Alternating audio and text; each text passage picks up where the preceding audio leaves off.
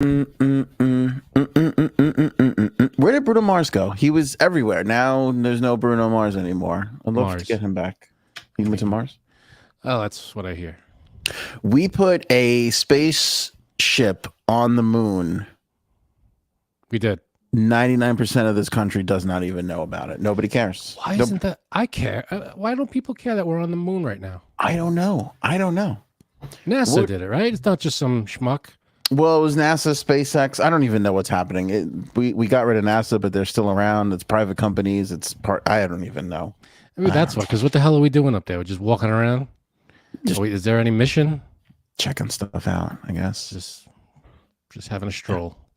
We'll get to it, Frank. When we get to more stuff and items, that's gonna be. Oh, I see that. Yeah. See, you covered your ass. Yes. Way to go. Yeah, we have Good job. more stuff and items category. This? What is this? There it is. Go ahead. I don't know. Yeah, what's going on with your hair? Flyaway kind of thing. Yeah. We got AOA Flicks picks to talk about. We've got some crazy, disturbing AI news. The Petito family settles, and more Epstein documents coming. Frankie C. That is a Friday pop.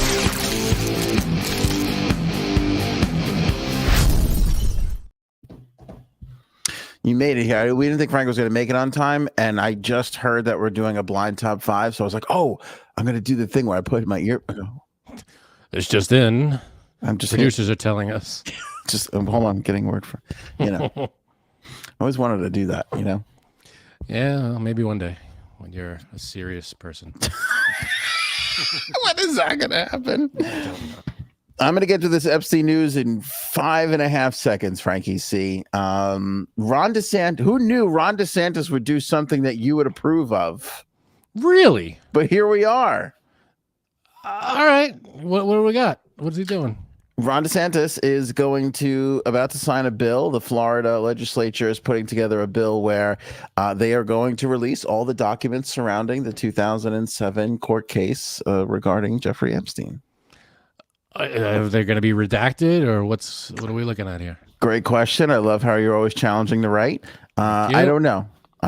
They haven't gotten that far, but there's a bill out on the floor right now to release all of the information regarding the 0607 case, the investigation by Palm Beach County authorities and everything that they found, all the grand jury stuff. They're going to roll it all in a ball and throw it out to everybody in just a short little while. So we'll keep our eye out for that. A short little while. And last time they told us this, it took like a year and a half for us to see document 1. Yes, it's true. That's why I said a short little while, because I don't believe anything else I read about this. We'll wait and see what happens. All right. Justice, the car's doing well. Thank you. Appreciate the question. Oh, yeah. Mr. Fancy Pants with his new car. I got to tell you, it's exciting. I was used to putting CDs in my car. The car I first had when I was a teenager, tape deck. You remember? You had the same thing, probably. Sure. Right? My first car had a tape deck. Yeah. Right. My second car, tape deck. Then after that, it was CDs, and I got used to CDs, boy. Let me tell you, the CDs. I like my CDs. Let's just put it that way. And now there's no CD player in the car, and I'm freaking out a little bit. But I've Bluetoothed my phone to the car, and it's another level. It's weird. Well, I prefer the sound quality of a CD. I feel like the sound quality is better than streaming it from YouTube to my phone to my car. I feel like something's lost in there. But, yeah. Yes. But the CD was the way to go. But I'm good. I'm loving it. I had to adjust the bass and the treble and all that stuff, but it's all good. You have a bizarre relationship with technology. How so? Let me share some background with everybody. I can't wait to hear this. This is going to be news to me. I don't know what you're about to say. No, but I'm just saying, like, you're an adult male. You're doing very well for yourself. You're a homeowner, right? You probably could have upgraded your car situation a few years sooner, but you're not like, okay, here's where we're opposites, you and I. If there's new tech, I want it immediately. This doesn't seem to impact you whatsoever. this AI thing, this scary AI thing. It's new tech. Are you in? Oh I don't yeah. know what it is yet. Oh yeah. You want whatever it is, sign you up. Whatever it is, I want, like the Apple Vision Pro goggle. I'm not going to buy that. I don't. Can I buy it? Yes. Would my wife kill me if I spend $3,500 on something that is essentially a toy? Yes. But I would love it. What if it's for work? You could work while you're doing whatever the hell else. You walk around and you got your email out. You're writing stuff. If I could right now, I would be doing the show with the thing on my face going. We should do that. Yeah. Can we get this? Can we get them to sponsor us? But I don't know if you if you have that desire. I embrace technology. I don't have, a lot of people have their house hooked up to like a, they say whatever, turn the lights on. I don't have that, Okay. Let me ask you a question. Do you, true or false, just answer yes or no. Do you still send away via mail for movies for Netflix? No, you can't anymore. The only reason I'm not is because there's no service that does it. Did you, within the last 6 months, still send away until they stopped the program? Send away. I'll tell you exactly what happened. So, no, I don't want the story. Just answer yes or no. Yes. Well, the problem was Netflix was still doing the CD program, a DVD program. We were signed up, and we would get one DVD a month because it was usually something that you couldn't buy or rent, or that wasn't available on the streaming service. We could only buy or rent it. Well, here's another thing. We would get the DVD, and it ended in September. The program, this DVD program, right? And they said, whatever DVD you have in your house right now, you can keep. What a score! That's how it ended. So right now, we are the proud owners of the Super Mario Brothers movie. Let me ask you another question that proves my point that you have an aversion for technology. Do you have a DVD player in your home? Yes, but it's not hooked up. Case closed. It doesn't even matter. Case closed. I haven't had hooked up. DVD player in this house for the last 7 years. Get out of here. I'm telling you, I haven't had one. A Blu-ray player, nothing? Nothing. I have a PlayStation. You could play things on that, but I have it for video game purposes. Technically a DVD player. Yeah, of course. You don't need a DVD. See, if I had a PlayStation, I wouldn't need a DVD player. It's the same thing. But I don't have any DVDs to put in. Right. You still have DVDs, do you not? Not much anymore. I consider downgrading. Once we got rid of all the DVD player technology, we only have a handful of DVDs that, just ones that we didn't want to get rid of. Just a few that were like, that we really loved. Like I have my Star Wars DVDs, and I'm gonna let you start a club with Sarah, who still has a VHS player in her house. Okay, we're gonna put you guys all together in a little group. You could, we go to this. You could call each other on the rotary phone that you have and talk about how much you don't love technology. Hey, listen, you try eavesdropping on a rotary phone. It's not easy. These cell phones, easily. People Government can't track you when you're doing this. Am I right, Frankie? There's no cameras on the rotary phone. They can't be spying on you through the rotary. Oh man, it's true though. TD Freelancer Ditto Ant use my PS5 as a DVD player. Okay, so that's another. Like I would love to have a PS5, but I don't use it enough. So, we still got the PS4. But I love the technology. I love tech, and I don't think Frank loves tech as much. I love tech. Like it would have drove me crazy to be putting CDs in my car. So I would have bought a new car. It's not like I have a ton of CDs. All right. So for the past however many years I had my last car, the way it worked, I loaded my car with all Metallica CDs. Yeah. And then anything else I wanted to listen to, I had my phone and I hooked it into the auxiliary input. That's what it was, because it was a 2010, the car. So It didn't have a Bluetooth thing. I had to plug in to my phone and then plug into the car's auxiliary. And that's what I would play off my phone. So, but the the CD thing was usually 90% of the CDs in my car were Metallica CDs. But it didn't bother you, is what I'm saying, right? You had your Metallica, you had your sound. Why would it bother me? It it wasn't a hindrance. It was an added thing that I could choose to do. Now that added thing is taken away. I only have one choice now: is my phone.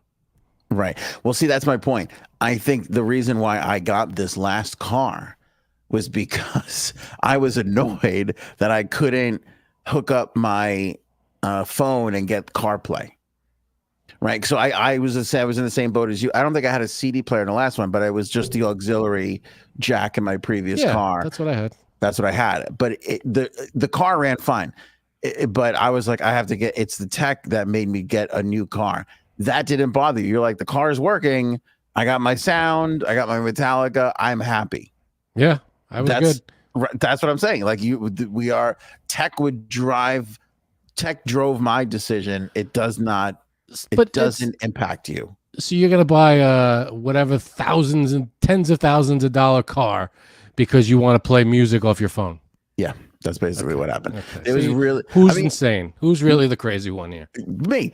The old car was going. Like, I did have some of the issues, but I probably could have held on to it for another year or so. But it was like, I want to get the thing. You know, yeah, our car was, it had issues as well. It was an older car. It was 2010, so it was 14 years old, and we weren't gentle with the car. We would drive it all over the place and whatever, and but it had some issues, so we had to move on to the next thing. And plus, again, the new tech stuff, it makes you. But your conversations are probably like, oh, man, we're spending so much money fixing it, we might as well buy a new one. Whereas my conversations with Cuddles were, I really want CarPlay for my phone. There's probably a way you could just add it into the car you had. Yeah, I think you probably. No, I didn't even have a screen in my old car. There wasn't a screen. It was the old like digital little display there, like alarm clock looking display. Yeah. That's what I had. That's what we just got rid of. Yeah. Paul says Ant should get Elon's brain chip. I would get Elon's brain chip. See. I don't get you. You're on one day you're like, I don't want to be the guinea pig. But yeah, that's true. I want to wait. You're right. Let me clarify. I want to wait so that it doesn't kill me. But once it's proven that, hey, this is ready to go for everybody, I'm in line. I want to be there. So you want the brain chip. I mean, what is it? From all I can understand, the only thing I see that this brain chip does was the most recent post Elon or whatever company said was it helps the guy move the mouse with his brain, with his mind. Yeah. Who the hell needs that? Why would you put a chip? That's such a useless thing to do. No. See, you're missing it. I can't be bothered with this anymore. No, you can't. You don't even need a mouse anymore. We're done with. Isn't it touch? Everything's touch screen now. I can't be bothered. Can't do that. It's just this is what I want to do. You want to barely move. Yeah. Got it. The less, in the Matrix when they're all in the pod just floating in gel. That's where I want to be. You want to be in a jelly pod. Yeah, when Ralph Cifaretto goes, I know the Matrix is telling me this is a steak, and it's not. But I'll be like, fuck, who fucking cares? Let's get some steak going. Which, by the way, tangent, worst scene in cinema history.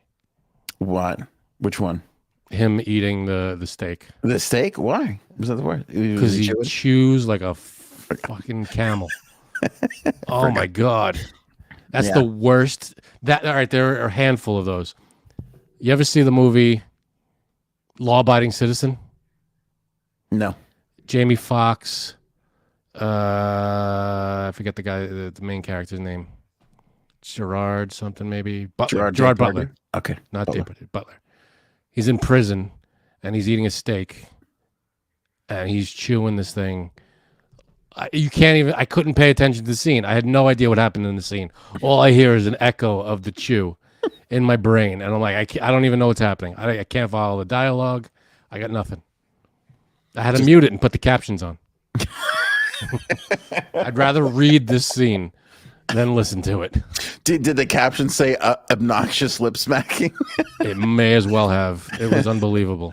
Anybody who has seen that movie, that's those two scenes, The Matrix, where he's eating the steak. It's both steaks too. The Matrix where he's eating the steak and Gerard Butler eating the steak. It's obnoxious. There was an article the other day, and you just reminded me, an eater. Congratulations, by the way. Thank you very much, Bird. Hey. 23-month member, wore the AOA hoodie and tank top to work today. Wow. Excellent. That is advertising for the show, Preach. I feel like we've known Bird for 23 months, and I can't remember. I feel like she's had a few jobs. I can't remember. Been longer than 23 months. I mean, yeah, started the membership program. Was it a nurse? She had a nurse. Isn't she some sort of doctor thing? I think she's a doctor, but I wanted to say a doctor of nurses, nurse's assistant, something. I don't thought it was something medical. Could be. That would worry me if somebody coming to give me a needle or take my blood pressure was wearing a podcast sweatshirt. You don't trust podcast people? Not this one. Not for this one. It's messed up. What does Bird do now? I forget. Anyway, let me get back to the Eater article. They put out this thing of like 38 best movies with food, and the list stunk completely. Really? Yeah, you think about all the great food movies. Reception. There we go. Okay, perfect. So you can still get us drugs. That's kind of what I'm hinted at. I'm trying to look for. I mean, not legally. Yeah. Let's talk after the show. Okay. One of the greatest food movies ever, Spanglish. You ever see Spanglish with Adam Sandler? That is such it's just so gratuitous. There's no, the scene where he makes because nobody does that. Not even chefs. I'm sorry. Nobody wakes up in the middle of the night, goes to the kitchen and makes it like a huge sandwich with a fried egg on it.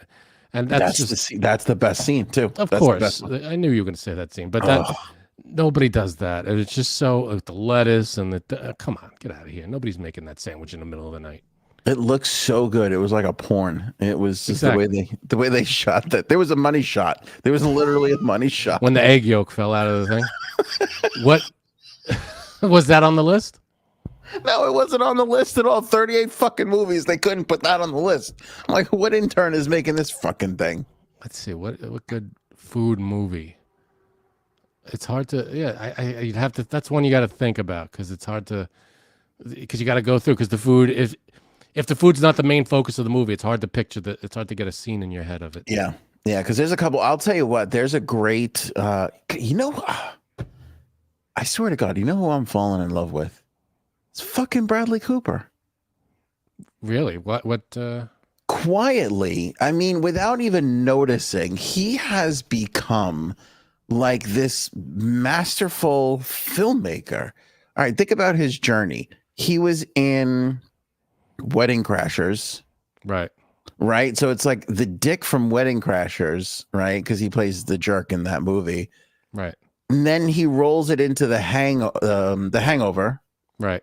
And then it's like you go into, I watched The Star Is Born again the other night. Yeah, he was good in that. So good in that. By the way, did you know that he developed that for a year with Beyonce? I did not know that. He was developing that movie with Beyonce for a year. And he didn't say what happened, but she fell out of it. And then he rewrote the whole script because he thought he was going to do it with Adele. So he was like, I guess I'll do it where the guy goes to England and falls in love, and then that kind of went away quickly. And he just happened to be at a fundraiser with Lady Gaga, and she sang the song that she sings in the drag club in the movie. And he was like, oh my God, this is it. She's the one. Well, here's my question. Yeah. Why did it take him a year? Because that movie was already written 3 times. I know, right? I mean, it should take you a month to be like, all right, we're doing this movie my way. And here's the new scenes. I mean, what are we talking about? It's weird because I guess it just takes time to, like, oh, do you want to do this? And then, all right, send it off to the screenwriter, and then they write the script. Then we get it back. Then Beyonce reads it. Jay-Z reads it. Beyonce's manager's got to read it. Beyonce, and then they all have notes. And so it takes a while. It's that kind of stuff, those development time. It takes a while to do all that. Yeah. And I saw a clip where he wanted what was his name? Sam Elliott. He offered that part to Howard Stern, which, I love Howard, but it's like that. I mean, that'd be weird. That would have been such a mistake. I feel like I don't know if Howard Stern could have really pulled that off. That's a tough role to play. Yeah, I don't know if I could do it. Yeah. Sam built Ford tough. Yeah. So that Silver Linings Playbook, he's great in. I never saw Silver Linings. He was in all the Marvel stuff. It was the raccoon. Yeah, which is like whatever. I never got that. I thought that was his best performance. And then Maestro, where he plays like. Haven't seen Maestro. It's like all of a sudden I'm like, holy shit, this guy, like everything. It's the funnest way to become a fan of somebody when you're like, oh, wait a second, this is the fifth thing I love that this guy has been in, you know? It's kind of weird. Like Stars Born and Maestro alone, they're so good. Like he's so, you know, I would gladly watch and kind of want to see the prequel to A Star Is Born. Like I want he's the star, and yeah. I could see that happening. I don't see why not. They should make that. Because he's so good at that drunken country rock character, you know? Yeah. I mean, I don't know, he's just really good. And the music to that movie was really good too. I don't remember, but Lady Gaga wrote, I know she wrote the main, Shallow song, but I don't know about the rest. Yeah, she wrote Shallow. You know who wrote all the rest of that stuff? Oh my God, Lucas Nelson, Willie Nelson's son. Wow. Who plays the band? Lucas Nelson and the Promise of the Real, I think is the group. They play the band in the movie. All right, but I'll tell you what. This also made me think of this. There should be a Oscar for somebody who is in a movie for less than 5 minutes. What steals the movie? So did you see A Star Is Born? Yeah, once a while ago. Okay, yeah, when it came out. For people who haven't seen it, he plays like a drunk country rock star, and so he leaves a gig and he wants to go get he needs to go get drunk, and the only bar he can find is a what do you call it, a transgender bar. Is it transgender or transvestite? I don't want to offend anybody. I don't remember in the movie. Dudes wearing wigs and boobs, right? So they're in there and they're performing, and it's like the only place that Lady Gaga can feels comfortable performing, so they let her perform. Like she's the only actual female they let perform, right? So she's got like a pass with them. Anyway, he stumbles in there just to get drunk, and he finds Lady Gaga, and he wants to meet her after the show, and blah blah blah. So while Lady Gaga is changing, one of the other I don't know if it's a man he's a man actor or he's a transgender actor. I don't want to get canceled, but he's wearing this big beautiful white wig, and he's like, or is in love with Bradley Cooper, like love. Yeah. Right. So like Lady Gaga is like reserved, like, is this guy hitting on me and putting up walls right away? And this other performer so he's waiting for her while she's changing, and she brings over her guitar to him, and she asks him to play a song. And so he looks at it and he's like, oh wow. And it's like that moment of, oh, we're two musicians. Sure, you're transgender and you're performing at a bar, and I perform for sold out crowds, but we can bond over this little guitar. So he agrees to play it, and he goes, what do you want me to play? And she says, anything you want, just look at me while you do it. And she delivers that line so fucking good. I'm like, that should win an Oscar. One line. That happens. I feel like that happens a lot in movies, where one line from one character who's not important to the plot whatsoever. I agree 100%. Just like in The Holdovers, the liquor store guy. Yeah. That guy stole the whole scene. He stood out in the whole movie. Yeah. Yes. He was the comic relief in that movie. Yes. He's in it for 35 seconds maybe. Yeah, and he has this one line. He should get an Oscar. He should get an Oscar. Yeah, there should be a category for that. What do they call? I guess not cameos. Just one scene. Blip on a screen. I mean, literally on a screen. Yeah. Harry Met Sally, the lady at the sandwich. I'll have what she's having. That lady. Classic line.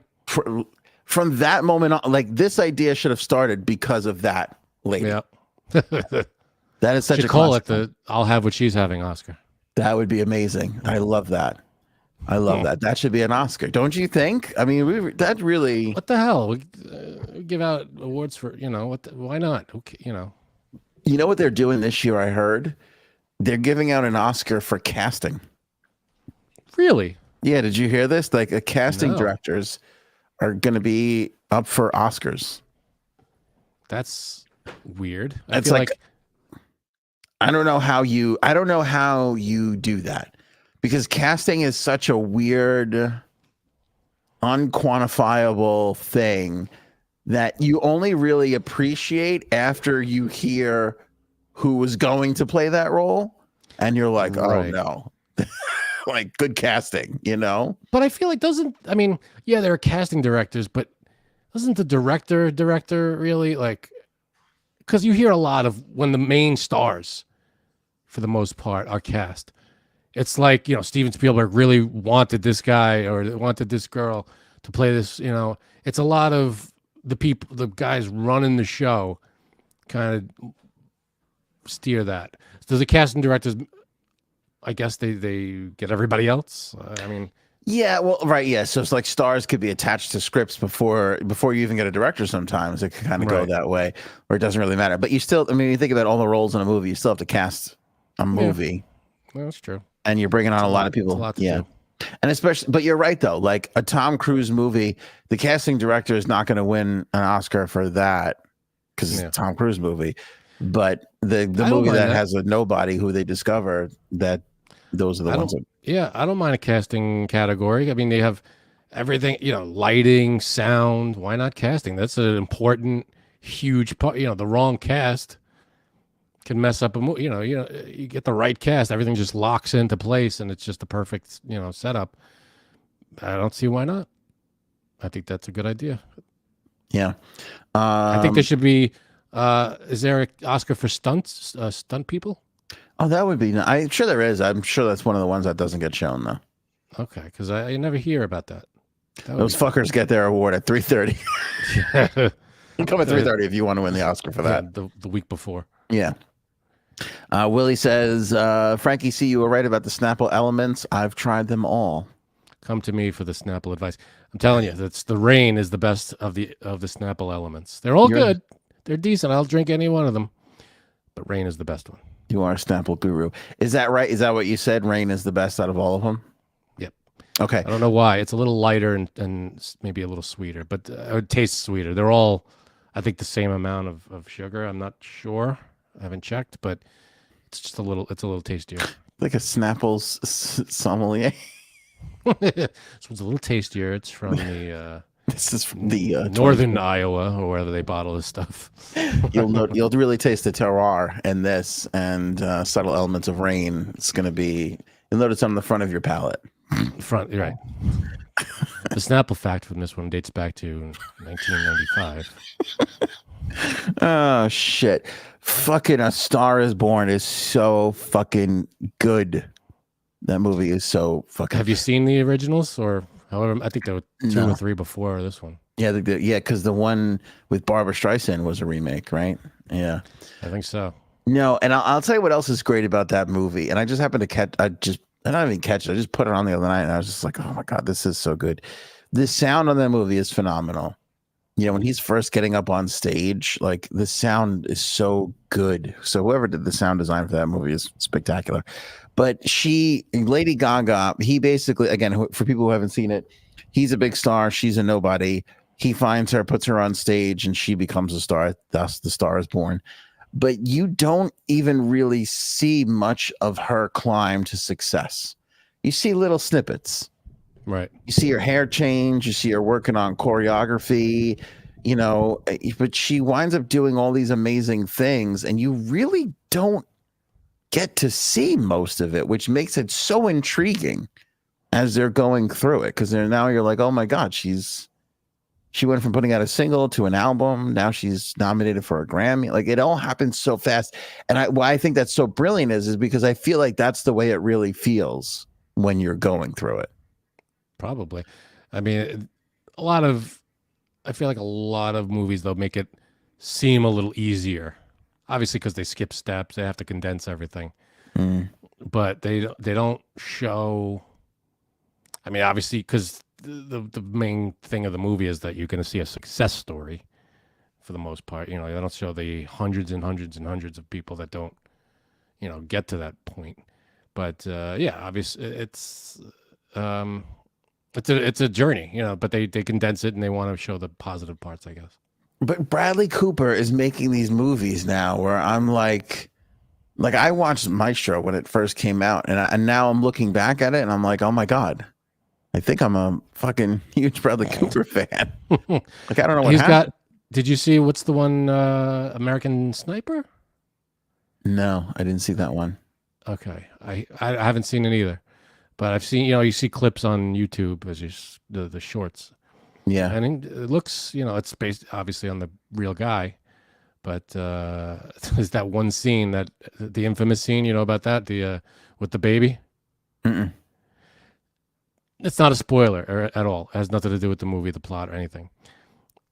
There's a scene where he's holding a baby, and it's so obviously, I think it's directed by Clint Eastwood. Okay. I like him. Yeah. But it's so obviously a doll in his arms. Oh, really? And you see him, like the doll's hand is on his thumb, and you see him kind of move his thumb to like manipulate the doll's hand to kind of make it look like the doll is moving. It's just so awkward to watch. Oh, no. It looks like a kid's doll, but they couldn't CGI a baby in that spot. That's a good not segue, but comparison, because Clint Eastwood was the last movie star to also be a killer director. Like, what other movie star became like a crazy good filmmaker? Crazy good. It's a good question. I mean, Taika Waititi is in some stuff, but he's mostly, I don't know. He's not really a movie star. He's in some stuff, but he's a director for the most part. Who's the guy from the comedy duo there? Key and Peele? Oh, yeah. Jordan Peele. I would say he's Peele. another one. Who's like, I would classify him as an actor, comedian actor, and all of a sudden he's making these movies that everybody's like, fuck, the new Jordan Peele movie's killer. Mm. Well, what is it? I think he has, I don't know his roster. Does he have like 3 really big movies, like Nope and Nope, but see, I haven't seen any of them because I don't love horror movies, but people keep telling me you'll like this. It's more of a psychological it's thriller. not like, yeah, exactly. There's a lot, the ones he does aren't like gory slasher movies. You're right, they're psychological, and they've got like different, like, horror movies are either supernatural ghost stuff or there's a psycho killer out there. There's a different story going on, and it's a little more involved, so it's not just a straightforward horror movie. It's like you said, it's a psychological thing. I'm waiting to do Paul says Nope is amazing. Mercury says Higher. Nope was good. I think his best was, his other ones were good, but his best was Get Out. I think it was his first one. Yeah, but I think that was the first one. You're right. That was his best. Bird, this another good point. Mel Gibson was one who, good actor or great actor, and then all of a sudden he's now behind the camera too, and you're like, fuck, this is great. Just give this guy money to make a movie. Yeah, well then he got a little racist about it all, but before that, up until that moment, it was like, give this guy. The guy was on top. Yeah, I feel like Tom Hanks must have directed. I guess not. Maybe, no, I don't think he's directed anything. He didn't even direct That Thing You Do. I don't think that was him directing, right? I guess not. And Ron Howard was never in movies. I'll put him in that category of producer. Because again, I think that's kind of important, where a lot of actors just produce a name, where he, I feel like, finds these projects and ushers them all the way through. Right. I hear you. Let me just double check. That Thing You Do. And a half. Yeah. That Thing You Do. Oh, no. That Thing You Do was directed by Tom Hanks. I stand corrected. Well, there you go. But that's one. Yeah, that's a one-off. talking about someone who becomes a director, like makes it a thing. Yeah. I hear you. Yeah. And it's not like I'm watching the Bradley Cooper movies thinking like Scorsese, where I'm like, oh my God, this guy has a real, he's not an auteur, I would say, but he does, like the whole thing is flawless. The whole project, it pulls you in, the whole movie, you know, you're in it, you know? So. Hey, congrats on the new job, Will. Very nice. Good news. Will got a new job? Yeah, just getting off work, started a new job today. Best wishes to you all. Very nice. Congratulations, my friend. Starting a new job on a Friday. That's interesting. That's weird. That is the way to go. Put one day in and be like, do I want to be here? Let me put fucking done. Let me do 1 day and then take 2 days to think about if I want to go back or not. Excellent. I'm waiting to do my Flix picks, Frank. I don't know if you have one, but I'm waiting to do mine to see if JSABS shows, because mine requires JSABS. All right, we could wait. What about we didn't go over Petito family settles. Yeah, so let's do that. You actually broke this to me. They settled, and what's a couple weird things about this. The lawsuit was going on. They settle, and it's Brian Laundrie's family lawyer who puts the press release out that gave us the news. We don't know what they settled for. And I kind of got the feeling that we'll never know. Who knows? Yeah. Unless it's leaked somehow. Right. And I don't think that the Laundries I don't think they were sitting on a pile of cash, which makes me think, and you tell me if I'm wrong here, nor do I think they weren't doing this for money. I think they were doing it, the Petito family. I think they were doing it for the acknowledgement.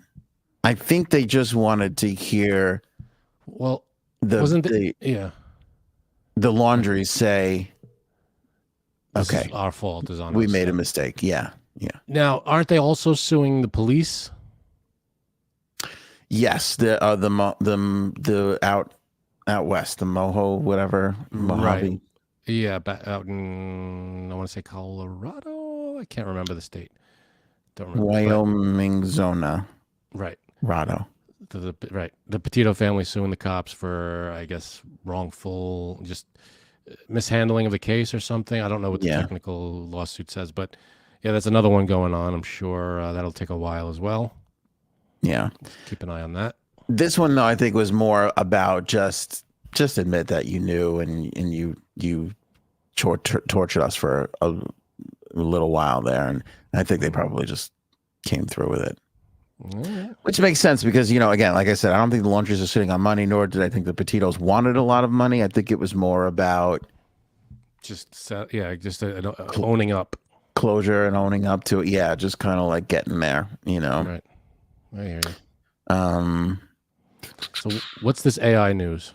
Okay, there's a lot. That's why I gave it the blanket statement of AI news. So we can go through it, and then we'll roll this right into a Flix Picks right before top 5. Just answer me this. Yeah. Are we done with CDs? Yeah. Yeah, CDs are over. All right, that's big news for me because you know me, I love my CDs. I know you do. I know. I'd love to get you on the old technology train, though. All right, what's the news? I'm ready. Here we go. I'm going to just go through a couple things. Let me start light. Let's start light with this one. We talked about the ChatGPT, which is the AI software where you put something in and then it spits out something back to you, right?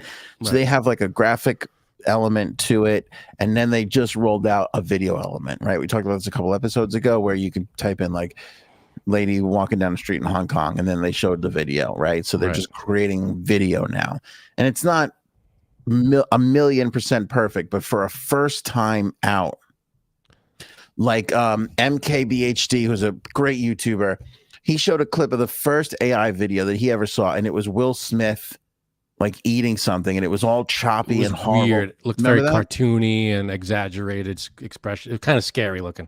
Weird and scary. Yeah. So to go from that to, if you don't really look for the flaws in this new thing, you wouldn't see it. Right. in this short amount of time is insane. So Tyler Perry was doing an $800 million studio expansion because, he's got that whole big studio complex. I think it's in Atlanta. Yeah, it's in Atlanta. $800 million. Holy He had an shit. $800 million studio expansion plan in place, put a hold on it because of AI and these advances. Because now he's like, we don't need the studio. We could just do this. We could just do it. We don't need this whole physical space to film this thing. I mean, we could just, think about, so and I love filmmaking. So I always watch behind the scenes stuff. If you watch the Batman movie with who's the crying emo, I'm a vampire Batman. Oh yeah. Pattinson. Robert Pattinson. That movie was done with these really like super 8K video screens. So it's not actual green screen where they would CGI something in. They would actually put the video screen up. So there's like these moments where he's like hanging on the edge of a building and he's looking out and the sun's like going down. That's actually an image projected on the screen. They find that is better than putting the image in later. I feel like that would be more expensive to build a giant screen with images on it rather than just putting a green blanket up and then projecting and then putting the image on later. All the filmmakers believe it actually looks better, and it actually helps the actors because they can see it now and they don't have to just imagine. Oh, the poor actors! What it looks like. They can. God forbid they should imagine something. Yeah, they can. No, we really need you to be Batman. We can't have you pretending. And then also actually do it. Like when they're driving cars and they would just put it all in. Now they're actually they could see the stuff coming, passing by. So that was the latest thing in filmmaking of like these digital studios were popping up all over the place with these huge areas, with these huge screens. That's going to go away too. That's the new cutting edge technology that all of a sudden is probably going to go away relatively quickly. So you think, it's going to come down to, do you need Bradley Cooper in the movie, or can we just, Well, remember when everybody was poking fun at the writer's strike and the actor's strike and all this? Here we are 4 months later, and it's like, holy shit. Oh, this really was a threat. This really was something they needed to fight for now versus 5 years from now. Because when you look at that lady walk down that street in Hong Kong, you're like, holy shit, we don't need actors anymore. It's the truth. I can't imagine. A year, 2-3 years from now, someone in the near future is probably going to make maybe not a full length movie just yet, but maybe a 20-minute thing where we're watching. It's like an episode of something, and then at the end, it's going to be revealed this was all AI, and there wasn't even the voice. The acting, all of it. Yeah. They're probably going to say, we made this whole thing without using any people, any scenery, all done on a computer, 100% AI. And that's going to, I can't imagine what that's going to do. And it's going to be like you never even knew. Pretty soon we won't even need co-hosts on podcasts anymore. Okay. All right. So that's big. This is a little nerdy, but NVIDIA, NVIDIA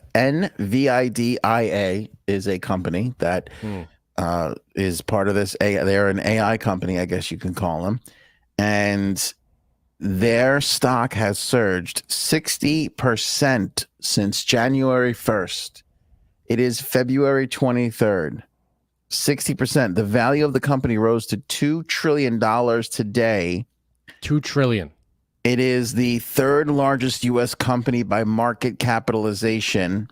Some analysts say they've never seen a stock rise like this one. What the hell is it?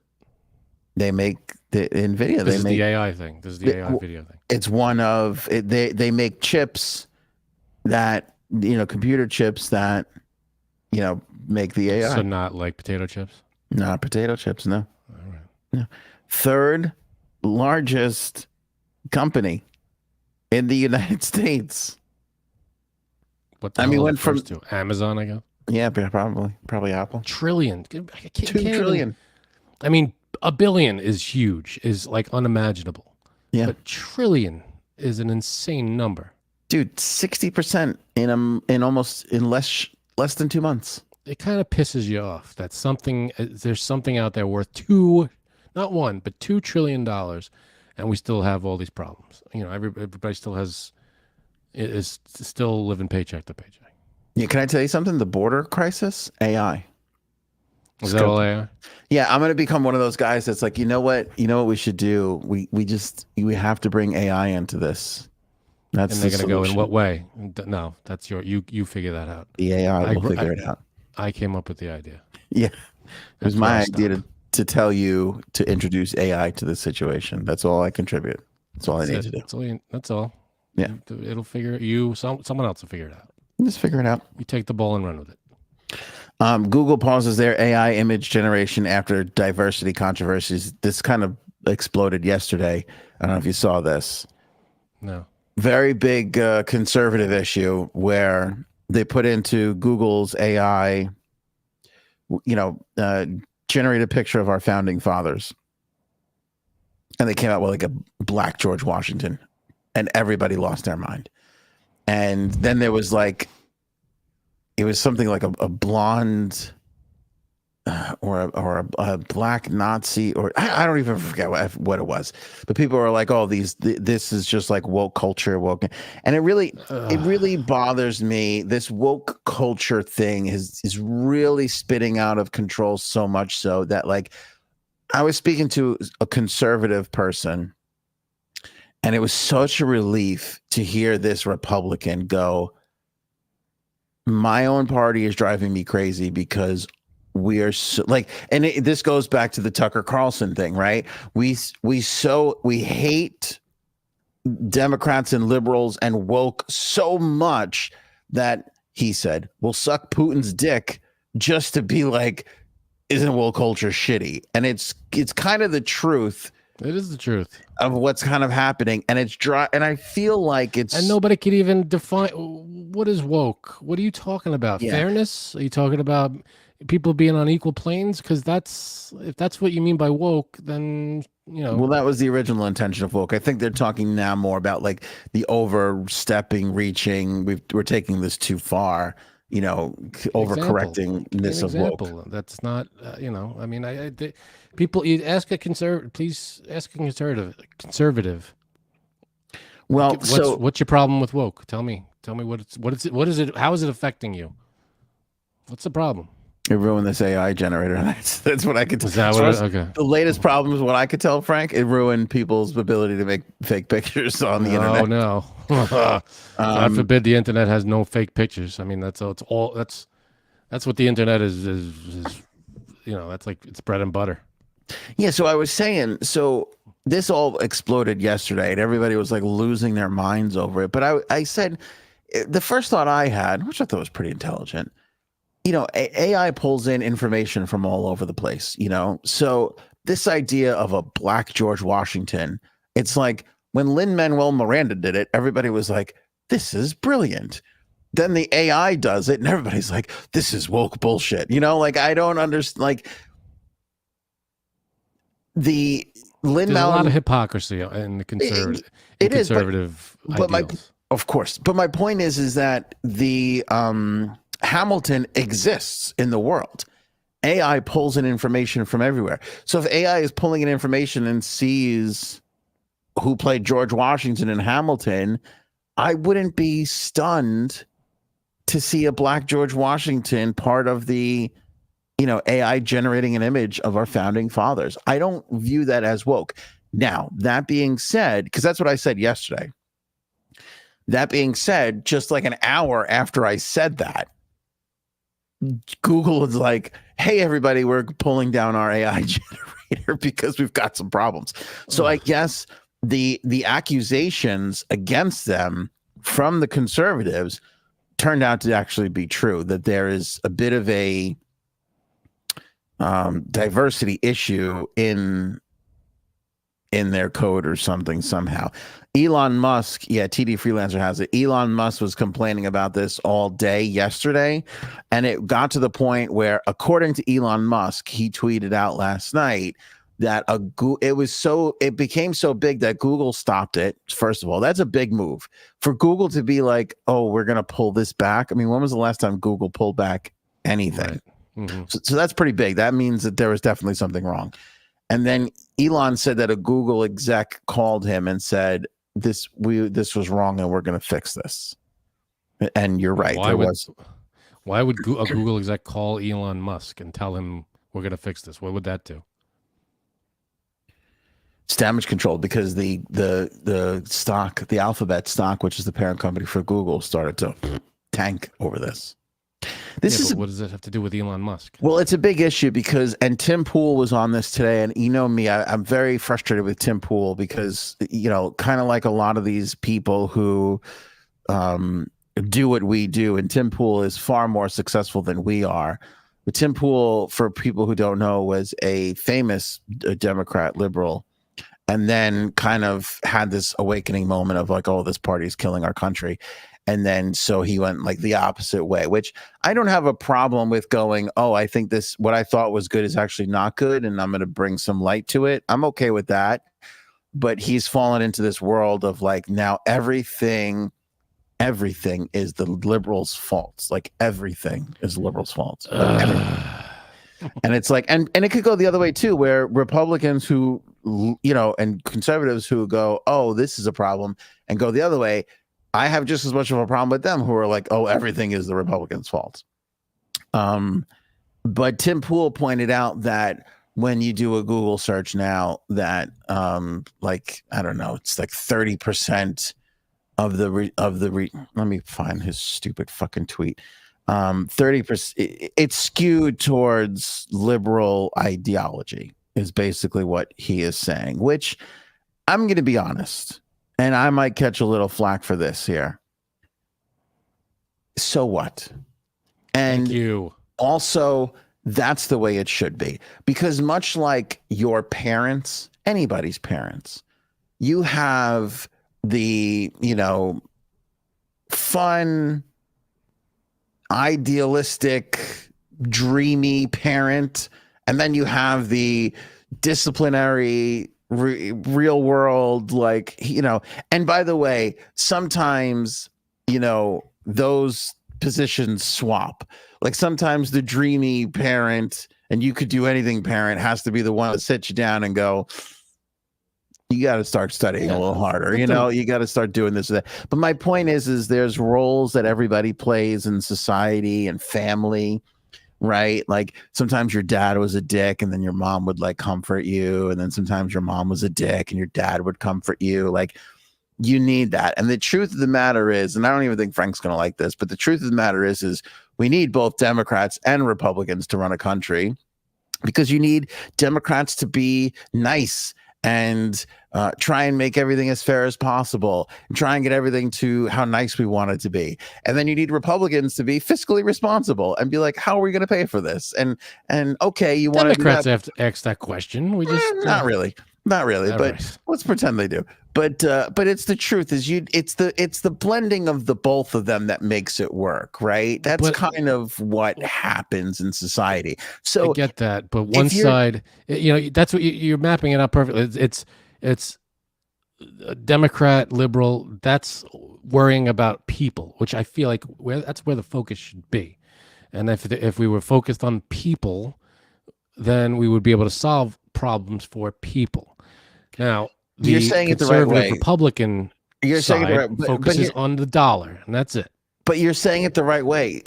You said it better than I could say it, and it's the truth. The Democrats worry about people. The Republicans worry about like the system and the spending and everything around that. You need both, because if all we cared about was people, we would be broke.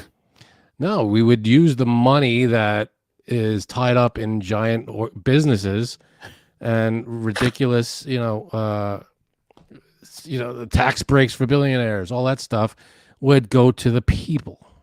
It would be, we would use the money that conservatives are so tightly holding on to and afraid to lose. We would use that to help people, That's the difference, I think. That's why I lean so to the left. So if you wanted to, I don't know how much money you got in the bank, but if you wanted to help people, you would have no money in the bank. You'd have not enough money to help people. You'd help some people. Personally, I help who I can. But that's what I'm saying. Like, the government has money to help people, and that's what a lot of it's what it's there for. There are government programs that are funded by tax. Everybody goes, "Oh, socialism's terrible. Socialism's terrible." Well, look at all the socialist programs we have going on. There are things that tax money pays for that are free to the public because tax money pays for. But you need your wife to tell you, don't spend your money on that. Like don't do that. If you gave away, if you helped, that's why I'm not leading the country.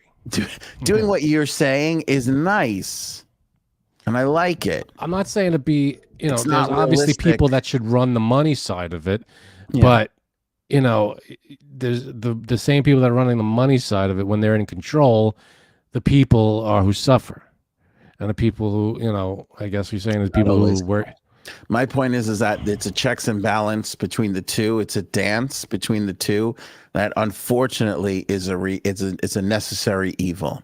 It would be nice think it is. like for instance, I would love to give my kids everything that they want, right? You want to help society. You want to give, but if I gave my kids everything they wanted, but you're acting like one side is 100, like the Democrats are just a carefree spending, like there's no tomorrow.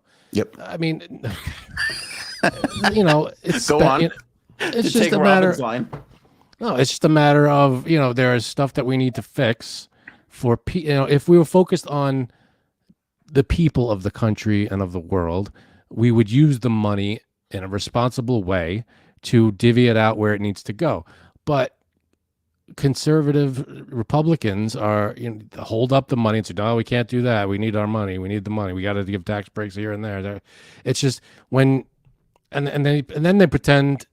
This is where the hypocrisy comes in, because then they pretend to be all holier than thou, Christian, care about but then when they're holding on to every dollar and not helping people with it, then it's just very hypocritical.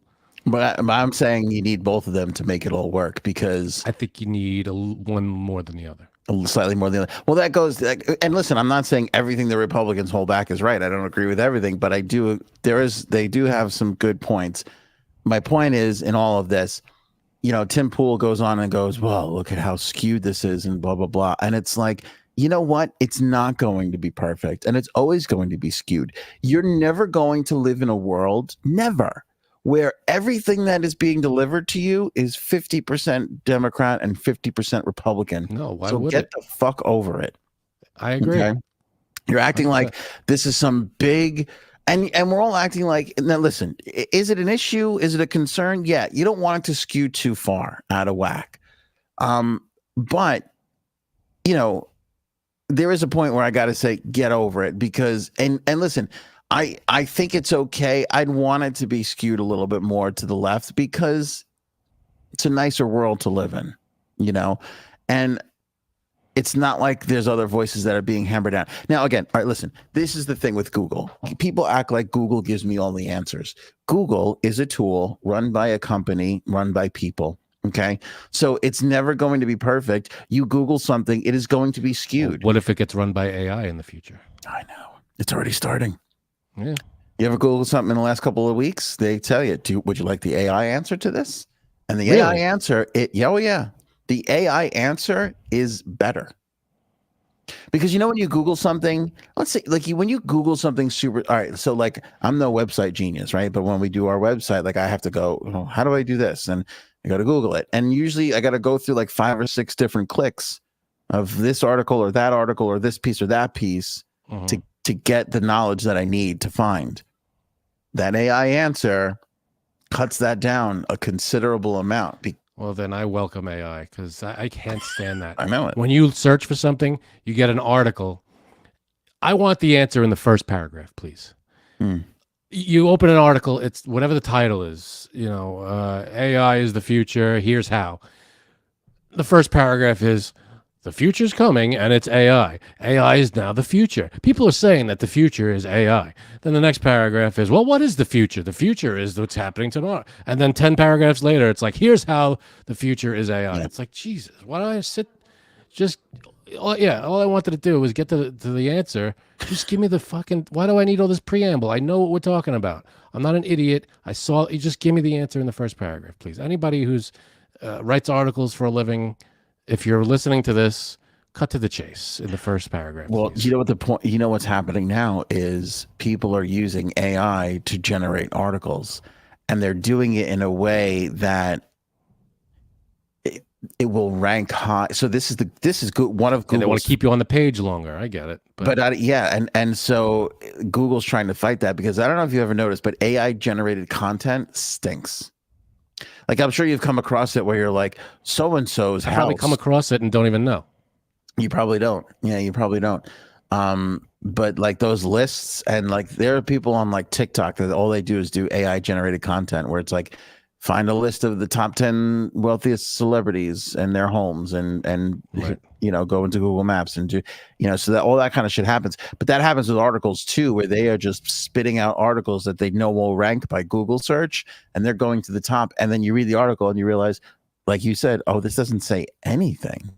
This doesn't say anything. It's like 5 paragraphs of this repeated like topic sentence and what we're talking, and then underneath like you scroll down past like 9 ads, and then you get to the paragraph that actually has the thing, the one sentence that you needed in the entire article, and you're like, oh, that's what we were talking about. It's like, it's frustrating. Yes, it's very, very frustrating, but that's a thing that they have to figure out. And I understand Google being skewed one way or the other. It needs to be kept in check, but it's never going to be perfect, and you got to just deal with it.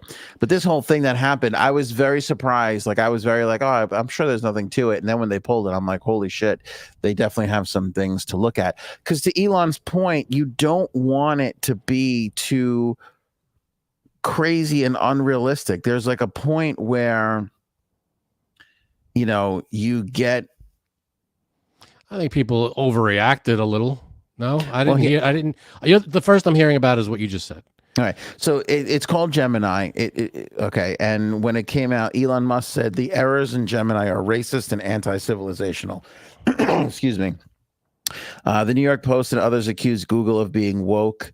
Wednesday, Google responded to the complaints, admitting that Gemini was missing the mark. The company announced Thursday it was pausing the image generation of humans and would release new versions soon. By Friday, the company issued a longer explanation saying, quote, "This wasn't what we intended," Google Senior Vice President Prabhakar Raghavan said in a statement. That's almost as bad as my last name, which is why I don't use it. I can't promise that Gemini won't occasionally generate embarrassing, inaccurate, or offensive results, but I can promise that we will continue to take action whenever we identify an issue. I feel like his answer should have been, relax, everybody. This is the first thing we did. It's, it's not going to be perfect. We'll try it again. What's the problem? Everybody be cool. Yeah. So we got this, I feel like it's an overreaction to be like, Google's racist. It's like, chill. We've got it.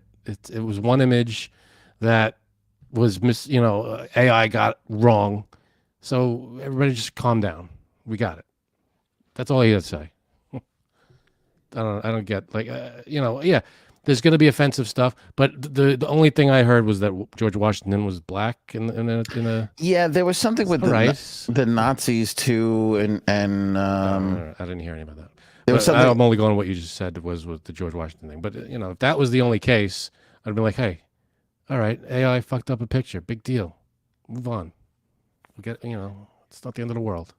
Yeah. But if it's like crazy Nazi shit, then that's fucked up. Google said it would pause Gemini chatbot's image generation tool after it was widely panned for creating diverse images that were not historically or factually accurate, such as Black Vikings, female popes, and Native Americans among the founding fathers. I mean, I understand how people would maybe find that offensive, I guess. Social media users blasted Gemini as absurdly woke and unusable after requests to generate representative images for subjects resulted in bizarrely revisionist pictures.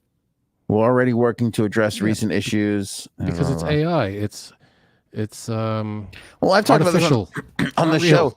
We do AI generated things, and there's always like 6 fingers on the hands. The eyes are always fucked up. Like it's artificial. It's not, it's not going to be accurate. At least not yet. It's not going to be 1,000,000% accurate. There's going to be problems with it. We're in the early stages of AI. It's not, nothing's perfected yet. Yeah, Sora, Sora is the video one that we were just talking about. All right, Frank, next AI article. There is a woman who plans to marry an AI hologram. This I heard about. AI Lex in a ceremony. AI Lex is, I guess, the name. In a ceremony this summer, the AI hologram was trained on data related to Alicia Framis's previous romantic partners. Okay. She's an artist. She also had a previous relationship with a mannequin named Pierre. Me too, actually. It's nice. Some weird time in my life, but I don't want to talk about it. You never do. What? How is this hologram projected? Is it just because holograms are very much not a thing that we have in our homes yet. Right. Yeah, I don't know. But it goes back to my point of Ready Player One of you put on the whole suit with the genital attachment and the hands and the you got to get the genital attachment. That's costs all extra, of it, but the feet licking, it pays for itself in a few days. The feet licking socks and all that shit. And then you put your little thing on, and you have your perfect idea of a mate in front of you, and it feels like they're with you. And for introverts and everybody else, there are introverts in the world, but I feel like everybody, for the most part, even outgoing people, all have a bit of anxiety when it comes to meeting and finding their mate and partner in life. Mm-hmm. And when you offer a shortcut to that, I think that's a very, very dangerous drug. Very, very, what do they call that? Pandora's box? A very dangerous box to open. Yeah, it's I remember Ready Player One. They were like, all you have. People, for the most part, were, anybody who was on the thing, there were people who would take it into the extreme where all they would do, the only reason you weren't on it were to eat, sleep, and go to the bathroom. Right. That was it. People would spend every waking moment on this thing other than sleeping, eating, and going to the bathroom. Yeah. Which is all day, And it goes back to, spoiler alert, everybody, spoiler alert, that movie with Harry Styles where he eats that girl's box in the beginning, whatever that was called. That's the only scene that sticks out to you. There's a lot that went on in that movie, but that's the highlight. I was like, wow, this is some early munching happening soon. Yeah, it's like I haven't even gotten the popcorn out of the thing yet. I just sat down here. What are we doing? That's Family Guy. What was that called? Oh, yeah. Whatever it was. But again, it's this, we've created a world that's better than the one that we're in. Don't worry, darling. Yeah. Yeah. And the guy was working to keep his partner in there, to keep her happy. It's like, that shit's real. I mean, it's going to be real. And not even in that scenario, we put ourselves there. And to be fair, he kidnapped, well, I don't want to, spoiler alert. But that's my point. It wasn't voluntary. It wasn't voluntary for her, even though he thought he was doing something right for her, which is great character story arc. But we're going to get to a point where she is going to be like, oh, should I just put myself in the state to be happy all the time? Like, I mean, yeah, because the world around, if the world around you is effed up, you can put yourself in a artificial world that everything is perfect and nothing bad happens. Right. And there was a person in the movie who tragically lost her kids. And she put herself into this virtual world, and her kids were still there. And she wasn't she pregnant like all the time? There was another person that was pregnant, in the virtual world. But there was a what the hell was her name? Olivia Wilde, the neighbor with the 2 kids. She lost the kid. That's right. She lost the kids in real life, but she voluntarily went into this thing. We spoiled that movie for everybody. Sorry, we sure did. We spoiled the shit out of that. We sure did. But the thing is, I mean, again, you've lost loved ones, right? I mean, yeah. Could you imagine? You just create a world and there they are. There they are again. Just as you remember them.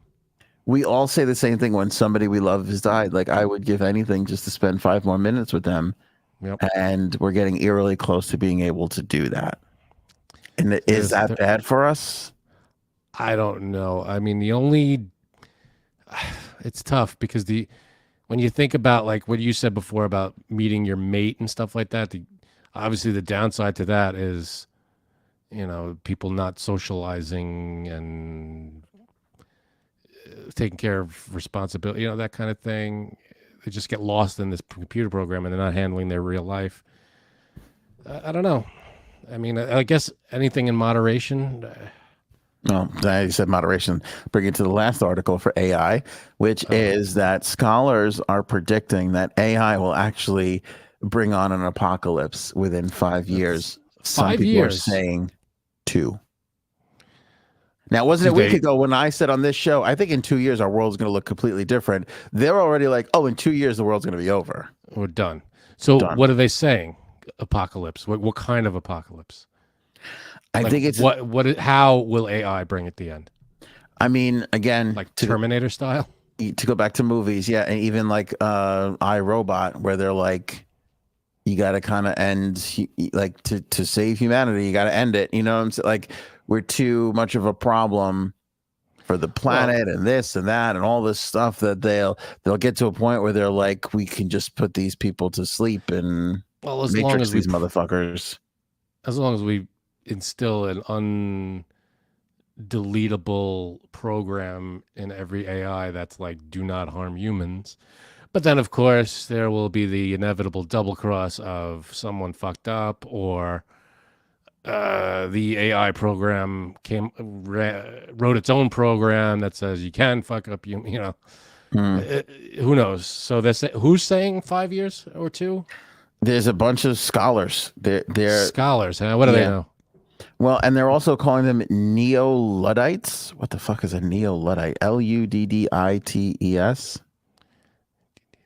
I feel like that's a person, like a name of a person, and they're like a Freudian or what is it? Neo-Luddite. I don't know. Luddite. Neo-Luddism is a leaderless movement of non-affiliated groups who resist modern technologies and dictate a return of some or all technologies. Hold on, sorry, just lost it. All technologies to a more primitive level. So you think we're going to go backwards? We're going to just blast ourselves into the Stone Age, basically. First thing that happens in spoiler alert. It's the first thing that happens in Ready Player One, right? And he goes, "Why don't we shut this down for a couple of days? Let's live in the real world a little bit." You know what? When they took, again, spoiler alert for Ready Player One, when they take over, when the good guys, for all intents and purposes, the protagonist takes over the company, he puts in 2 days a week where you're right, it shuts off. Yeah. And where nobody's allowed in the system. So, yeah, I'm for that. I feel like we should be doing that now with social media. It should be locked out for a couple days a week. You shouldn't be able to go on social media for, why not? I waited for Janine for this one, though, but there's no cell service. Wednesday morning, there was no cells. Like AT&T was down, Verizon, T-Mobile. Well, that was a solar flare. Is that what they're saying? Here it is. Is that what AI told you? Is that what your government's telling you? Yeah. Play the Janine part if I have to. No, but it's kind of strange. Like, I had internet issues yesterday, like annoying internet issues. I don't know if you did. No. Well, everybody has internet issues. There's always internet issues. I didn't experience any phone issues, but I did experience some internet issues, and I was surprised at how agitated I was over a website page taking 30 seconds to load. I was like pulling my hair out of my head. I couldn't remember when you used to have to download shit like that would take. I remember, having to. All right, this file is going to take an hour and a half to download. I used to hit download and then go do some stuff and then come back and it would still be downloading. Yep. That was what 20 years ago, maybe. And like a junkie yesterday, I was like, fucking 15 seconds. I'm sitting here. What the fuck is going on? It's upsetting. Fucking 15 seconds. Think about this, though. What happens if we lose internet nationwide? Like, just the whole system goes down. What do you do? Okay. Well, you'd have to, what runs on the internet? I mean, you have to specifically map out exactly what's running on the internet. Okay. So emails are down, obviously. You got to worry about the big systems. Everything is down, dude. Electric. Everything. No, not everything. I mean, there are power grids that, probably doesn't run on the internet. You could probably run that site by site. Everything could run by itself for a while until we manually can take it over again. I'm just saying. I don't know. I don't know about backups. I'm sure shit has backups. Listen, you go to your phone and it's not working. There's no internet. Oh yeah, and you everybody go to your on computer. There's no internet. What are you doing to find out what happened? You go to your neighbors, what's going on? You guys have no internet. You're screwed. I'm mapping out what would happen. You ask people around, everybody has the same answer of I don't know. Okay, you give it some time. Is the phone working? Can I make a phone call? I guess so. I mean, you can call somebody else so they can tell you that they don't have the internet either. They don't know No, you start calling people that can, like a chain would start, where you start calling people who can get you an answer. And you go chain to whoever gets the answer. Then the answer, the correct answer, along with a bunch of rumors, start to spread by word of mouth. I'm just telling you realistically. I'm playing it out in my head here. I'm following you. It would spread a kind of word of mouth where a lot of people get the right answer of something. The internet's down. They're figuring it out. Maybe it comes up in another form. Maybe it takes some time to figure out how to, I think it all depends on what's shutting down the internet and can they bring it back up in another way. How would you know? I just think that I think we would go from everything is fine to rioting in under an hour. I think you'd see some panicked people, but a lot of panicked people. Yeah, I mean, you're right. Because what do you do? And then, God bless him. I love Puffy, our fast food correspondent. But he's like, oh, you go to the radio. What? Half the fucking stations are on. There's nobody there. You know what I'm saying? Yeah, but they're not run on the internet. No, they're not. So you'd be able to hear something. You'd be able to get some news. People, I think anybody, if news stations or talk stations, they'd be going, and they'd probably be getting whatever facts they can get. You're right. We'd have to go to the radio. That's something that you can turn. It doesn't run on the internet. That people running the radio stations would have to get their information somehow, through the phone, through fax, through some other way. Right. And let me tell you, that's terrifying. And then talk to you on the radio. That's the idea that some radio jock without the internet is going to provide us with information is fucking terrifying. All right, I think you're overreacting. You're acting like remember what Tommy Lee Jones said? A person is reasonable, but people are panicky, dangerous animals. Crowds. Yep. Yeah. Yep. So that's that you're taking that route right now. You're going with I'm just going to panic. Everybody's going to panic. It's all over. We're going to riot But if everybody just individually said, "All right, we have no internet. Let's figure this out. Let's not panic." But of course, there's going to be if people who start that snowball effect of one person panics, then another, then it just snowballs out and everybody else starts to panic. A global pandemic where we die from getting coughed on is easier to handle, I think, than losing the internet. I don't know, man. So we go back to what we were 25, 30 years ago. I don't know if we can. Again, and I'm saying that because when I was waiting 15 seconds for my webpage to load, the rage that I felt internally. I get it. But if let's say that happened, and then all of a sudden you hear on the radio or the TV or whatever is not running by internet, president comes on or someone comes on and goes, listen, the internet is down. We're figuring it out. It's probably going to take a month. That alone, we're fucked. Could you imagine whether it's Joe Biden or President Trump? I'm not believing either one of those old fucks to be like, it'll be okay. I talked to everybody. I got the best people. Got to figure this out. I feel like we're fucked. Give me a break. Even if it was Joe Biden, We're gonna be okay.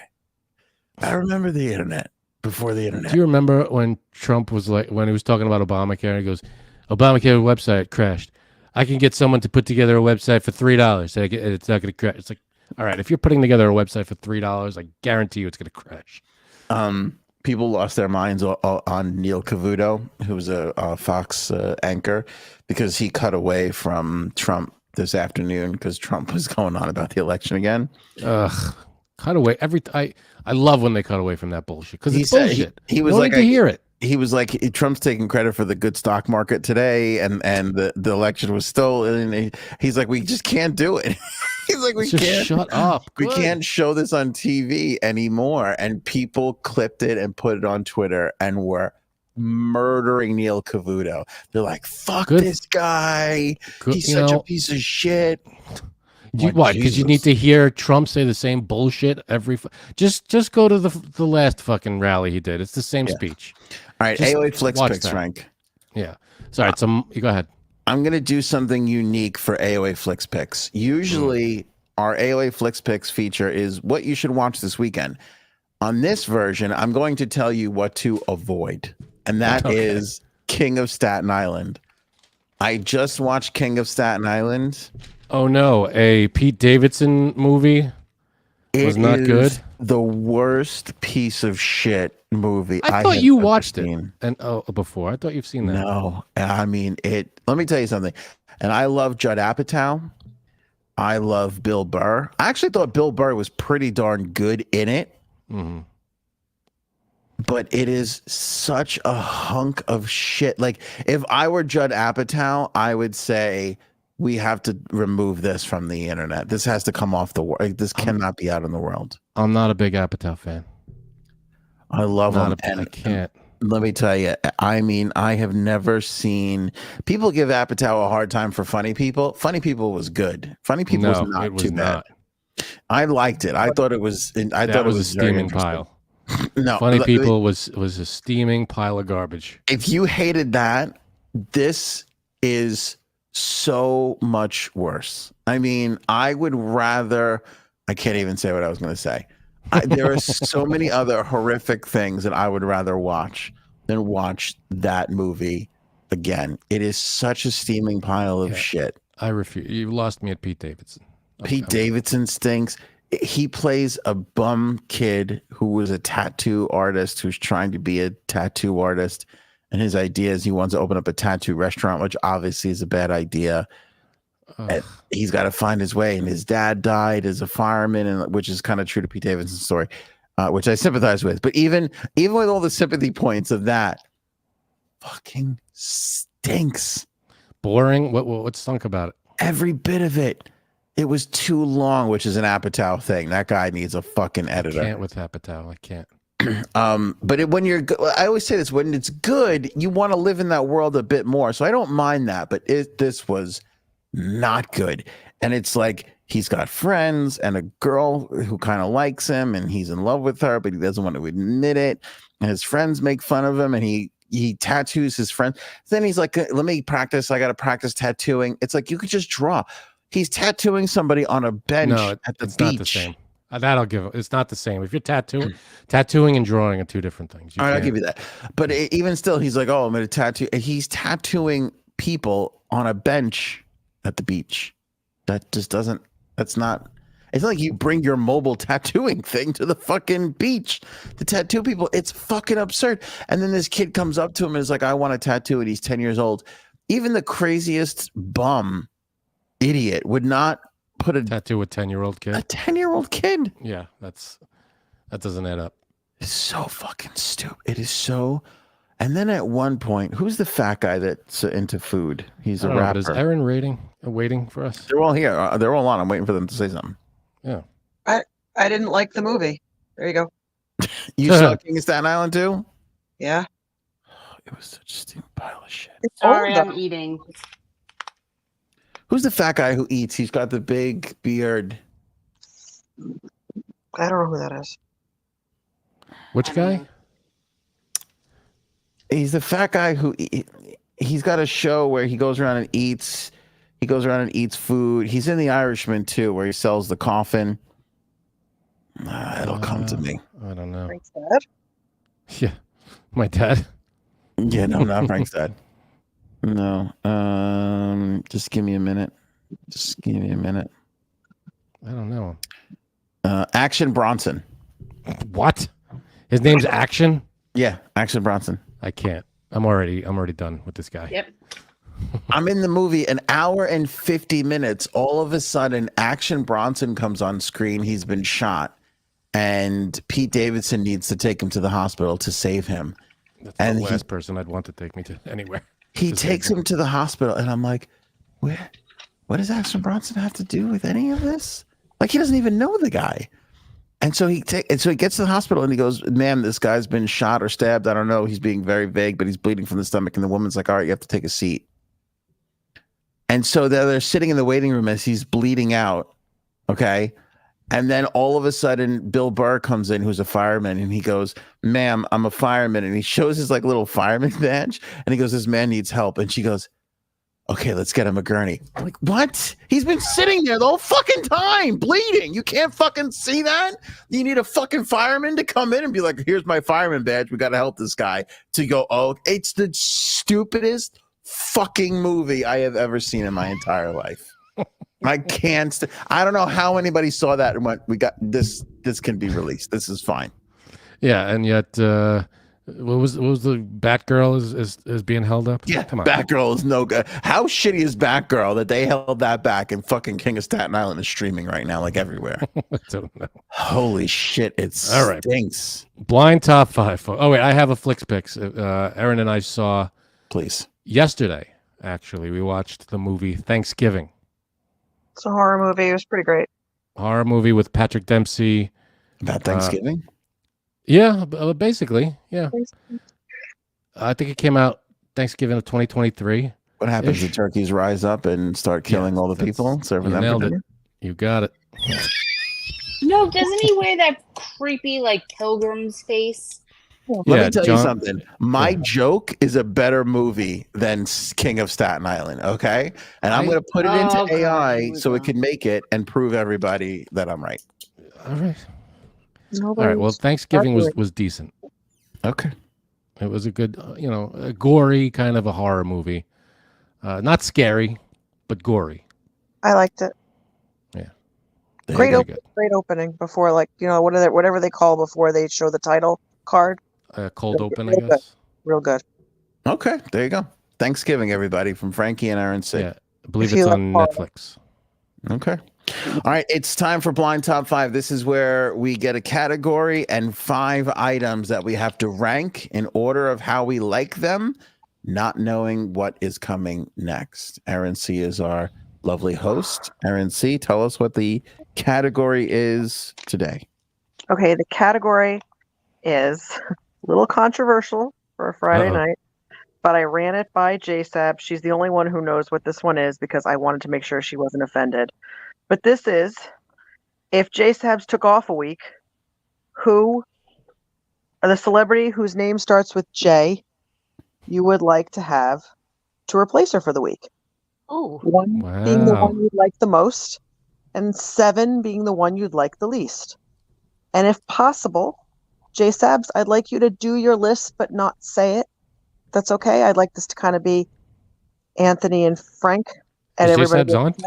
No, she's not here. It's going to be No, really she's easy. not here. Well, then silly me. Okay, then forget what I said.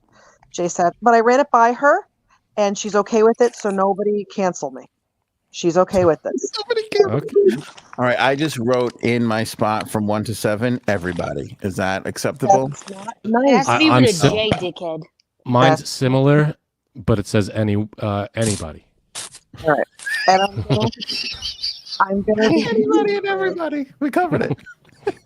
I'm gonna be using her moniker for the celebrity, and then I'll tell you who I mean in case you don't know who I mean. I Oh, think cool. okay. How many numbers are we doing? 7. Okay, hold on. Okay. What do you mean by moniker? J-Sabs? Like J J Sabs Sabs, or it'll J be like whatever. J something, J Got it. something, J something. All right. I'm with you. They all start with J, the celebrity ladies. So that's why. Okay. Everybody Okay. ready? Okay. Yes. Ready. 7, Robin. 7. Number 1 is J. Robs, which is Julia Roberts. Oh, I love Julia Roberts. Me too. I love her. Would she be a good co-host? Do you think would she be a good co-host? I saw a video recently where somebody was like, Julia Roberts is a whore and a homewrecker. I was like, oh my God. I don't think she'd homewreck on her week on the show, but we don't know. Maybe I can only hope. I could only hope, Aaron. Oh my God, Frank, stay strong. Okay, I will do. I got J-Rob in at number 4. But only if I could say, Shelby, drink your juice. Shelby drinking juice. Shelby drinking juice. Oh, I love her laugh. Anthony doesn't get that one. It's Steel Magnolias. Steel Magnolias, that one of like the best movies. Shelby drinking juice. Whack-a-weezer. Oh, this is hard now. Hey, Anthony, what's that? I said, don't talk about me like I'm not here. Yeah, Anthony, for someone who loves Julia Roberts, you never saw the biggest movie, one of the biggest movies she's in? No, I've never seen it. Okay. All right, I'm going to put her at 2. Nice. Okay, we're all together. I put her at 3. Reason being, I feel like she's fun. Like Fun, but I can't see her hosting something. Yeah, but like in the what's the one Ocean's 11, right? Like all those guys goof around and prank and everything, and I feel like she's right in there with them. So I feel like she can hang. She's also acting. No, but off camera, I'm kidding. I think she'd be okay. Let's see. We got Justice in at 4, Bird 5, Mercury 6, Robin 5, Fly NY Nice Ass. Thank you. All right. I thought you were going to skip over that one. Nope. TD Freelancer 4, Raven 6, Jamie 3, Fly NY's real answer is 2. Okay. I wonder what the ass of the person who Fly NY is going to put at number 1 looks like. This is exciting. Right? All right, Aaron, Okay. we're ready for the next one. Okay, the next one is the only one whose moniker is actually J something, which is J-Lo, Jennifer Lopez. Oh, 7. Yeah, she's low on the list. She I don't know. irritates me. I don't know how good of a co-host she'd be. And, Okay. 7. I don't know about you, but I was fooled by the rocks that she got. Mm. So I can't be. I Because can't. she's have Jenny her on from the show. block. And you were warned too, which is interesting. I was warned, and I still fell for it. J-Lo, drink your juice. Sorry, I'm really upset on this woman. I don't even know the movie, and I found that funny. I got her in at number 6. I'm going to go number 5 because I feel like she's a New Yorker, and we could still hang a bit. Okay. I'm giving a Well, lot five's of pretty benefit low. to the doubt. All right. Yeah. Mercury 7, Justice 3, Robin 4, Bird 7, TD That's Freelancer right, Bird. 3. 7. Mercury says I'm with Cuddles. She's irritating. See? Fly NY 6 and Jamie 6. A lot of low scores there, except for TD and Miss Justice. All right. And Fly in it too. All right. No, that was the previous one. No, that's the previous one. Here. Right. Yeah. All right. Raven at 7. All right. Next one. I'm in at 6, by the way. I don't know if that's my list so far. Okay. Okay, the next one is J. Kurt, which is Jamie Lee Curtis. I love Jamie Lee Oh, Curtis. Do you not like Jamie Lee Curtis? oh, God, not another one. If she's going to talk about her Activia so she can take a shit, I can't do this. I forgot about can't. that. It's just a commercial. She's not going to talk about it. She's just annoying. Plus, we're looking for a sponsor. I don't know why Just- you're painting that with we're looking for a response. I don't know why you're painting that with a negative brush. I think that's a plus talking about our bowel movements. I'm going to No, put that's her just higher. your family. Okay? She fit right in. She'll fit, exactly, shit. she will. Yeah. I got her in at number 3 because I got some Halloween questions. Number 6. Hold on. Can I get a clarification here from the host? Is this On for the what? whole week? Yeah, Whole it's the whole week. 7 You days, 3 days, I guess, because you Yeah, do that's Monday. That's an important little nugget because one show is one thing, 3 is another. Yeah, we all knew that. You're the only one that didn't know. But I'm saying you said you had some Halloween questions. That's one show. That's I also have Trading Places questions. all right. Good point. I do have trading places questions too. I'm going to put her at 4.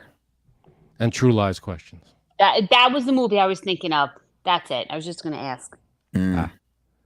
Let's see. Bird at 6, Mercury 4, TD Freelancer 6, Justice 5, Robin 6, Fly 8, which we're not going up to, Jamie 5. Robin says that JSAB's weak. Yep, it's a week. And True Lies says Mercury. Okay. All right, we only 3 in? Only 3 in. Yeah. Here's my list so far. I'm bunched up in the middle at 3, 4, 5. You're pretty close, Frank. I got 3, 4, 6. If anything, this list is making us appreciate JSABs even more. Very much. Yes. Where are you, Cuddles? I'm Julie Roberts 2, 6, and 7. All right. Let's get the middle chunk open. All right, here we go. Number 4. Okay, number 4 is J. Faust, which is Jodie Foster. Oh, I like her. Dr. Lecter. Oh, Jodie Foster. She's good. I'm gonna put her at 4. I got her at. I'll put her at 5. Because I feel like she'd be. Again, I think she'd be good for a show. I don't know about the week though. I think 7. Yeah. I don't think Jodie Foster can hang. Oh, she could hang. That's because you're not intellectual, and she probably is. You just want stupid Boom. people. Damn. Kind of thing. That's, are you insulting me or Frank there? I don't know. I'm sure. insulting you. No, Kyle's Frank. coming out swinging. I like her. There's something about her. Oh, look at Bird. 1 was named after her. I was named after her. Oh. I didn't Birdie know that, Foster. Bird. There you go. So we got Robin at 3, Justice at 2, Mercury 3, Bird 1, Jamie 7. So everybody's got her high on the list except Jamie's got her at 7. I mean, as far as acting goes, I love her. I'd put her high on that list, but I don't know about Hosting. Could I you think she'd be imagine fun. having an AI conversation with Jodie Foster? Yeah. I think it would be intellectual. I think No, disagree. we'd have some pearls of wisdom. I think she'd always be taking it back to her acting career, being like, all right, enough. When I was in Contact, Yeah. there was a lot of AI used in Contact. Stop name dropping. All You see right. Contact though? What a mess. It was no King of Staten Island. I'll tell you that right now. So That's the worst fucking movie ever made. Ever. There's That's never been. It's a bold statement. What are we talking about? The movie you loved the other day. Have you seen Elizabethtown? There's No. another steaming pile of dumpster trash. Bad. Yeah. Is Pete Davidson in it? No, but I think I Orlando still Bloom win. is in it. Imagine Elizabethtown with Pete Davidson. Oof. That's so bad. Oh my God. Yeah. I don't know if I can handle that. All right. All right. 3 left. All right, this one is J. Rach because it's Jennifer Aniston. Okay. All right. Jennifer Aniston would be a good host. She seems like she'd be fun as a co-host. No? Number 1. I mean, is Number anybody not 1. going to put her at number 1? I mean, I'm not come putting on. her at number. Okay, she probably would be good, but she can be really fucking annoying, and I know she can be annoying. I just know it. That's not based on anything. No, shut up and let me talk. I just can tell she's very. First of all, none of her marriages have lasted. So But we're that not is marrying that is her. We just number needed one. to carry a but week. that means that she's annoying and she's hard to deal with. To live with, maybe, but, you know. No, she's Managers annoying. don't live with her. No, I but got her at she's number annoying. 2 because I feel like there's a J blank that's coming up that I think is going to be mentioned, and I I'm know. saving the spot for her. We're gonna get an Aaron after this, and that's why I can't put it at number 1. I have 1, 3, and 5 open, and I don't know where to put her. I think I'm gonna put her at like 3. I've got 1 and 7 open. I got my best and my worst open. Can I tell you, usually I can pick 1 or 2 that, at least 1 or 2 or 3 that Aaron is going to name. I have not. You can't pick another J something? No, not No. 1. I haven't guessed one of these. I knew Jennifer Aniston was gonna come on this list, but I didn't. That's what she But said. yeah, I know, right? Well, if that's going to be the Oh. case, she's going to be a phenomenal host because I can't. people are So going I to got- tune in for that. Okay, so we got Mercury says, I agree, Frank. Elizabethtown was horrible. Damn right. Robin has Jennifer Aniston at 1. Justice at 7. Bird at 3. Mercury Yeah. 2. Jamie 2. Justice, I don't care for her. Fly NY Telling 1. you. right. She's annoying. She is irritating and annoying. Flying She's Wise says probably cute like rack. one of those really perfectionist, like annoying fucking people. I don't don't know. think so. I feel like That's she'd be very fun and She upbeat. probably is, but she'll also have to bring in her like healthy annoying shit. I'm telling you, 100%. I think you just have a problem with Jennifer Aniston. Just because I like her. Someone said she You never ate like forgave the her. same thing every single day, like this salad every single fucking day. But did she steal the salads? Did she pay for it? Because No, If but she she paid for them, ate- she's got one up on J Sabs if she's paid Listen, for it. someone who eats the same exact thing every single fucking day, I can't. Not for me. I mean, I think you Look just at never this. forgave her for what she did to Ross. That too, but still. All right, they were on a break. TD calling her uppity. Jen Aniston in interviews seems annoying and acts See? all uppity. Thank you. Thank you. All right, all right, I'm not wrong. all right. 2 left. Here we go. Was it a big salad? Okay, this is Jay Lynch because it's Jane Lynch. Shit. I love Jane Lynch. I Love Jane hate Jane Lynch. What? Good, Who's really? I didn't think that was Lynch? possible. Wait, who is that? I'm angry that I put Jodie Foster at number 7 because I can't put Jane Lynch in the last spot. Jane Lynch is the most uninteresting, Are non-talented, you nuts? terrible. Who is she? Wait, Outs- who is? She's the tall, blonde, short hair. Oh, the one from Maisel? Actually, she was good in Maisel. I forgot about Maisel. She was Come great on, in Maisel. she was good in Everything. Maisel. She's good in everything. No. She was great in Party Down. She's great in that. I never saw Glee, so I don't know if she's good in that. She's good in the biggest. What is that game show, Frank? Oh, The Weakest Link. She hosts the newer Weakest Link show. She's good on that. She was good in The 40-Year-Old Virgin. That was it. That's it. After that, nothing. Oh, Nothingness. you're nuts. I love Jane Lynch. So I got to, you know what? I have 1 and 7 open. I got to put her in at 1. She wasn't the one I was thinking. Your list is disqualified. It stinks. You're disqualified. Stinks. I think We're- you're just we're doing replacing this in you reaction- next. In reaction to me. No. Oh, that's crazy. She's got to be 7. I mean, I hope you get Erin so bad right now.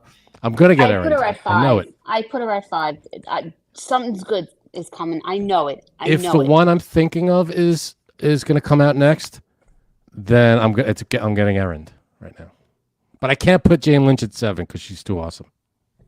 She's not awesome. This is. Can I tell you something? I feel like Janine now. This is lib hype. You're Out of your mind. She's entertaining. She's more entertaining than you know what? I'm just the host. Sorry, never mind. Let's Sorry. So you Last get in there one. and Here you we fire go. back at me, Aaron. Go ahead. Don't hold back.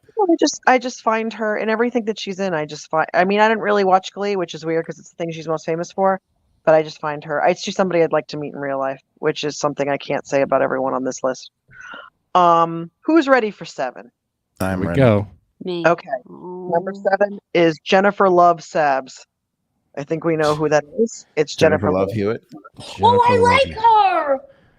Oh, she's my number 1. I like her. All right, so the one I thought didn't come out here. Jessica Chastain. No, I thought you were going to say Jennifer Lawrence. I was going to say Jennifer Lawrence. Damn it. Oh, that would have been wonderful. That was gonna be my fantastic. number She one, seems 'cause like she she's- could be fun. No. She's Exactly. she's number 1 on the list. But now it's Jennifer Love Sabs. All right. I would put her higher on this list if I could, Jennifer Love Hewitt, but she's at 7 because that's the only one I had open. I got not errand per se, but I got a little bit of an errand situation going there.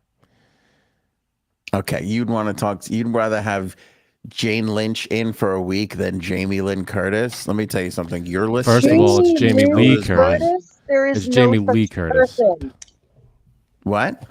There is no such person as Jamie Lynn Curtis. What did I say? Jamie Lynn Sigler would have been good too. She's doing good on the She post. would not have been good, but okay.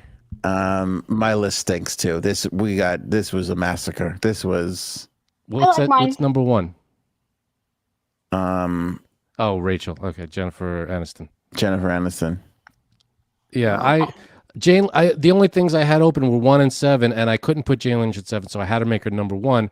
I probably would have made Jane Lynch 2 or 3, and maybe moved up a couple of these. But Jane Lynch, I'm happy with her at 1. Yeah, I forgot about Jennifer Lawrence, but this has totally made us appreciate what we have, which was the purpose of this. Exactly. Yay. We don't have Judi Dench. We don't have Right. Justine Bateman. We have J Sabs, and we love her. We do. Exactly. Am I the only one that recently Yes. is just okay? Is going blank during the top 5 where I am so nervous and in my head I can't think of things that might come up. That might come up to start to pre-rank in my mind. I can't. Well, it's hard to do because there's so many possibilities. Right. I mean, you know, you can't. I might have 1 or 2 in my head that I'm thinking might come up, but I can't plan out 7 possibilities when there's literally probably dozens that we could pick from. So this was a good list, though. I think nobody saw these names coming. No. I think this was a good list. I like my list a lot. Way to go, Erin. Great job. Give me your numbers again. Run your lists. I have Jennifer Love Hewitt, Julia Roberts, Jennifer Aniston, Jodie Foster, Jane Lynch, and then Curtis, then J-Lo. No, see, I can't. You were doing great until you put Jane Lynch above Jamie Lee Curtis. No, I can't handle that. Something. What is your problem with Jane Lynch? I just don't like her face. What's wrong with her face? It's a problem for me. I don't know. I gotta get over that, dude. I think it was a little her face, and also people were like, "This Jane Lynch is fantastic," and I'm like, I don't know. I'm not seeing it. She's funny. I think I feel about Jane Lynch the way you feel about Jimmy Fallon. Where people are like, "Oh, he's great," and you're like, "No."